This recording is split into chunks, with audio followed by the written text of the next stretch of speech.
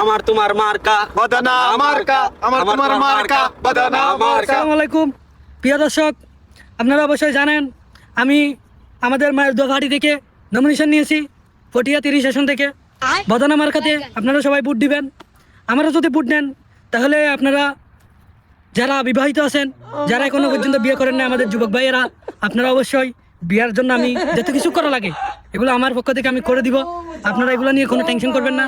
শুধু আমাদের বদনা মার্কায় আমাদের সভাপতি আমিন ভাই, আমাদের সভাপতি, আমাদের লিডার, ওনার প্রতীক, একমাত্র প্রতীক যিনি বাংলাদেশের মধ্যে যেটা জনপ্রিয় প্রতীক, বদনা মার্কায় আপনারা সবাই ভোট দিবেন।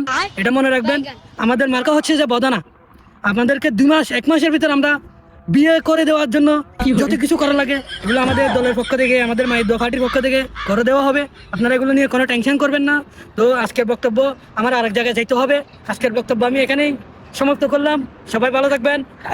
মনে রাখবেন, আমার মার্কা তোমার মার্কা, বদনা মার্কা, বদনা মার্কা, বদনা মার্কায় আপনারা সবাই ভোট দিবেন, আমাকে জয়যুক্ত করবেন। সবার কাছে দোয়া চাই। আসসালামু আলাইকুম। ওড়ো খেলা বদনাম মার্কা বুদ্ধি তো হর তারা তো 2 মাস বুতুর বিয়ে করা দিবি।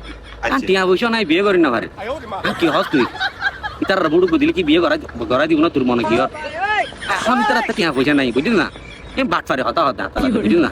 সিটিং যা হতা এই দেশের টিয়া মনে কর কি